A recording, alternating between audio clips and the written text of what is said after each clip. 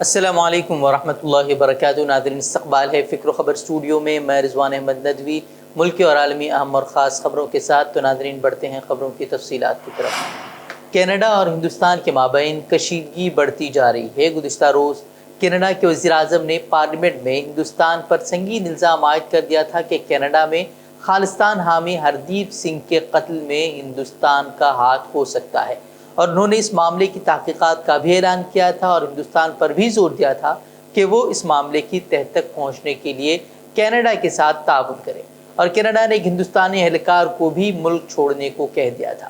تاہم ہندوستان نے کینیڈا کے وزیر اعظم کے الزامات کو مسترد کرتے ہوئے انہیں مضحکہ خیز اور گھریلو سیاست سے متاثر قرار دیا ہے۔ ساتھ ہی ہندوستان نے کینیڈین سفارتکار کو ملک بدر کرنے کا بھی اعلان کیا ہے۔ ہندوستان میں کینیڈا کے ہائی کمشنر کو وزارت خارجہ میں طلب کیا گیا اور سینئر کینیڈین سفارتکار کو ملک بدر کرنے کے فیصلے سے آگاہ کیا گیا۔ وزیر کینیڈا کی جانب سے اعلیٰ بھارتی سفارتکار کو ملک بدر کرنے کا معاملہ ان تحقیقات کے درمیان سامنے آیا ہے جسے وزیر اعظم جسٹن ٹروڈو نے قابل اعتماد الزام قرار دیا تھا کہ بھارت کی حکومت کا کینیڈا میں ایک سکھ کارکن کے قتل سے تعلق ہو سکتا ہے۔ سکھ لیڈر ہردیپ سنگھ کو 18 جون کو برٹش کولمبیا کے سورے میں سکھ ثقافتی مرکز کے باہر گولی مار کر ہلاک کر دیا گیا تھا۔ نوح میں تشدد کیسے ہوا، کیوں ہوا، مونومنیسر اور ہندوتوا تنظیموں نے اس میں کیا کردار ادا کیا اور حکومت کا کیا رول تھا، یہ ہر کوئی جانتا ہے، لیکن ہمیشہ کی طرح جب جیل جانے کی باری آتی ہے تو پھر اس میں بڑی تعداد مسلمانوں کی ہی ہوتی ہے۔ نوح تشدد کے لیے ذمہ دار ٹھہراتے ہوئے اسمبلی میں وزیر داخلہ نے کانگریس ایم ایل اے کا نام لیا تھا اور پھر انہیں گرفتار کر لیا گیا۔ وہیں آج فیروز پور جھرکا سے Congress M L A Mamman Khan کی ریمانڈ کی مدت ختم ہو گئی ہے، جس کے بعد آج انہیں سخت سیکیورٹی میں عدالت میں پیش کیا جائے گا، جس کے پیش نظر جوڈیشل کمپلیکس نوح کے مین گیٹ پر سیکیورٹی بھی سخت کر دی گئی ہے۔ اس کے علاوہ نوح جیل کے سامنے بیریکیڈنگ بھی کی گئی ہے۔ پولیس فورس کو ضلع کے اہم مقامات پر تعینات کیا گیا ہے تاکہ کوئی بھی سماج دشمن عناصر امن کو خراب نہ کر سکے۔ اس کے علاوہ نوح میں انٹرنیٹ سروس بھی آج رات تک بند کر دی گئی ہے۔ آپ کو بتا دیں کہ نوح تشدد کیس میں گرفتار M L A Mamman Khan کے خلاف 3 FIR درج کی گئی ہیں۔ کانگریس ایم ایل اے کو نوح پولیس نے 14 ستمبر کو راجستھان سے گرفتار کیا تھا، جس کے بعد میمن خان کو دوبارہ 2 دن کا ریمانڈ دیا جا چکا ہے۔ خبر یہ بھی ہے کہ خصوصی تفتیشی ٹیم نے کانگریس ایم ایل اے پر تحقیقات میں تعاون نہ کرنے کا الزام لگایا ہے۔ ویسے آپ کو بتا دیں کہ نوح تشدد کے سلسلے میں پولیس نے اب تک 500 سے زائد لوگوں کو گرفتار کر لیا ہے، جبکہ تشدد کے بعد سینکڑوں مکانات اور دکانوں پر بلڈوزر بھی چلا دیے گئے تھے۔ اسدالدین اویسی نے پرانی پارلیمنٹ میں اپنے خطاب کے دوران ہندوستانی پارلیمنٹ کی ناکامی کا تذکرہ کیا۔ انہوں نے کہا کہ اس ایوان نے 75 سال کا سفر طے کیا ہے۔ انہوں نے کہا کہ یہ ایوان ایک عمارت نہیں بلکہ وطن عزیز کا دل ہے جو کہ غریب اور مظلوم عوام کی تکلیف کو محسوس کرے۔ اس دوران انہوں نے 15 مثالیں پیش کی اور کئی مسلم مخالف قوانین جو اس پارلیمنٹ میں منظور کیے گئے اس کا تذکرہ کیا۔ ساتھ ہی سکھوں کی نسل کشی، کشمیری، دلت اور مسلمانوں کے ساتھ ہو رہے مظالم کو بھی یاد کیا اور پارلیمنٹ میں مسلمانوں کی گھٹتی نمائندگی پر بھی بات کی۔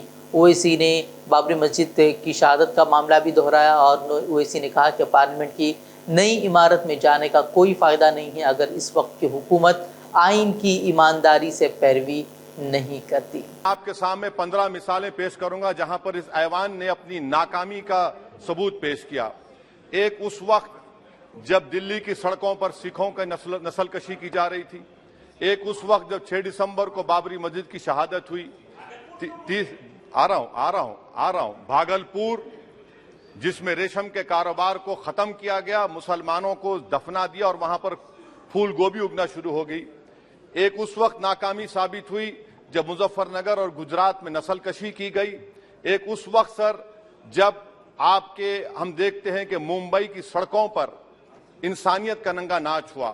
ایک اس وقت جب اس ایوان میں ٹاڈا پوٹا کا کالا قانون بنایا گیا، UAPA کا قانون بنایا گیا، آفسپا کا قانون بنایا گیا جس کو 1 سال کے لیے بنایا گیا تھا، 58 میں ہم 2023 میں آ گئے۔ ایک اس وقت ناکامی ثابت ہوئی جناب جب ہم دیکھ رہے ہیں کہ آج یہ جو دل ہے بھارت کا دل ہے، یہ ہندوستان کا، انڈیا کا دل ہے، آج غریبوں میں، مظلوموں میں، مسلمانوں میں، کشمیر کی عوام میں، دلتوں میں، آدیواسیوں میں اس ایوان کی محبت اور اعتماد ختم ہو رہا ہے، کم ہو رہا ہے۔ इसीलिए जनता सड़कों पर आकर एहतजाज कर रही है, क्योंकि उनको लग रहा है कि ये इमारत बन चुकी है, हमारा दिल नहीं है। चाहे CAA का प्रोटेस्ट हो, चाहे किसानों का प्रोटेस्ट हो, चाहे शेड्यूल कास्ट के रिजर्वेशन का मसला हो।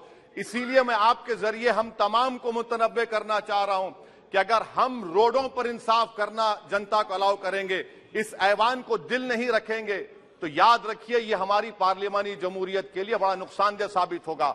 और नुकसानदेह इसलिए भी होगा कि क्या हमको अपने ख्वाब गफलत से, अपनी जिम्मेदारियों से निभाने के लिए क्या भगत सिंह को आके बैठना पड़ेगा ऊपर कि देखो तुमने 75 साल में कैसा कानून बनाया और किसको कहां तक पहुंचा दिया। स्पीकर जनाब, इसीलिए मैं कह रहा हूं कि हम तमाम को अपनी जिम्मेदारियों को निभाना पड़ेगा। ये इमारतें ईंट से बनी हुई जरूर हैं, मगर ये इस इमारत में दिल है। इस इमारत को दिल के तौर पर बरकरार रखना पड़ेगा।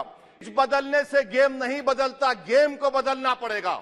आप पिच बदल रहे हैं, वरना याद रखिए जब तक हम अपने जमहूरी उसूलों पर, रूल ऑफ लॉ पर, संविधान पर अटूट अमल नहीं करेंगे, वरना याद रखिए कहीं नई इमारत भी हिटलर की राइक्सटैग की इमारत ना साबित हो जाए। बहुत बहुत शुक्रिया।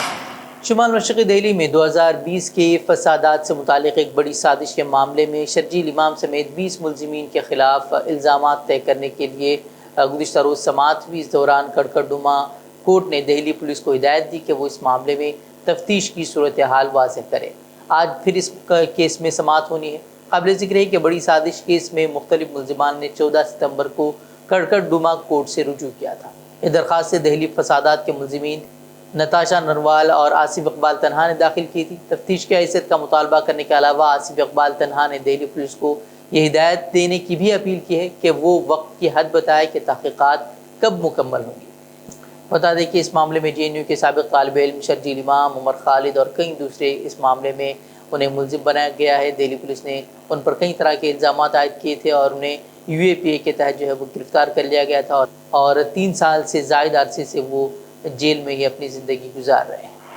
आज पार्लियामेंट की पुरानी इमारत को खैरबाद कह दिया गया है और तमाम अरकान पार्लियामेंट नई इमारत में मुंतकिल हो रहे हैं।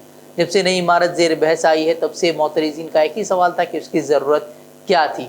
वहीं पार्लियामेंट की नई इमारत की ज़रूरत पर सवाल उठाए जाते रहे हैं। वहीं नई इमारत की मुंतकिली को लेकर कांग्रेस ने वज़ीर-ए-आज़म मोदी पर तंज करते हुए कहा है कि उम्मीद है कि वो पार्लियामेंट की नई इमारत में दोनों ऐवानों में ज़्यादा वक्त देंगे। इस बीच कांग्रेस के सदर और राज्यसभा में कायदे हिज़्ब इख्तिलाफ मल्लिकार्जुन खड़गे ने हुकूमत को सियासत का तरीक़ा बदलने का मशवरा दिया। वहीं लोकसभा में अधीर रंजन चौधरी ने कहा कि आवाम मुल्क में एक पार्टी की आमरीत नाफिज हो जाने के अंदेशों में मुब्तला है। ईरान ने अपनी हिरासत में मौजूद 5 अमरीकी शहरियों को रिहा कर दिया है। ईरान की जानिब से अमरीकी कैदियों की रिहाई कतर की सालिसी के बाद हुई है। कतर की कोशिशों से ईरान और अमेरिका के दरमियान एक मुआहदा हुआ था जिसके तहत ईरान ने अमरीकी कैदियों को रिहा किया है। मुआहदे के मुताबिक अमेरिका ने ईरान के 6 अरब डॉलर्स के मुंजमद असासों को भी कतर के एक बैंक में मुंतकिल किया है, जबकि 5 ईरानी शहरियों को रिहा किया गया है जो कि कतर के शहर दोहा पहुँच गए हैं। कतर की सालिसी में ईरान और अमेरिका के दरमियान इस मुआहदे के लिए कई माह से काम जारी था और अब इस पर अमल दरामद किया गया है। अमरीकी हुकूमत का कहना है कि ईरान को मुंतकिल की जाने वाली रकम को सिर्फ ऐसी अशिया की ख़रीदारी के लिए इस्तेमाल किया जा सकेगा जिन पर पाबंदी आयद नहीं है। अभी तक ये वाज़ेह नहीं है कि इस मुआहदे से ईरान और अमेरिका के दरमियान सिफारती ताल्लुकात में बेहतरी आएगी या नहीं। वहीं जो बाइडन इंतज़ामिया की जानिब से किए जाने वाले इस मुआहदे पर रिपब्लिकन जमात के रहनुमाओं ने शदीद तनकीद की है। अमरीकी अवाम नुमाइंदगान ने कांग्रेस में खारिजा उमूर कमेटी के सरबराह माइकल मैकॉल ने कहा कि जो बाइडन माजी की गलतियों का इआदा कर रहे हैं और उन्होंने इसको गलत करार दिया। तो नाज़रीन, खबरों के लिए आप हमारे वेबसाइट www.fikrkhabar.com की तरफ रुख कर सकते हैं। वीडियोज़ के लिए हमारे यूट्यूब चैनल को सब्सक्राइब करें। तो नाज़रीन, अस्सलामु अलैकुम व रहमतुल्लाहि व बरकातहू।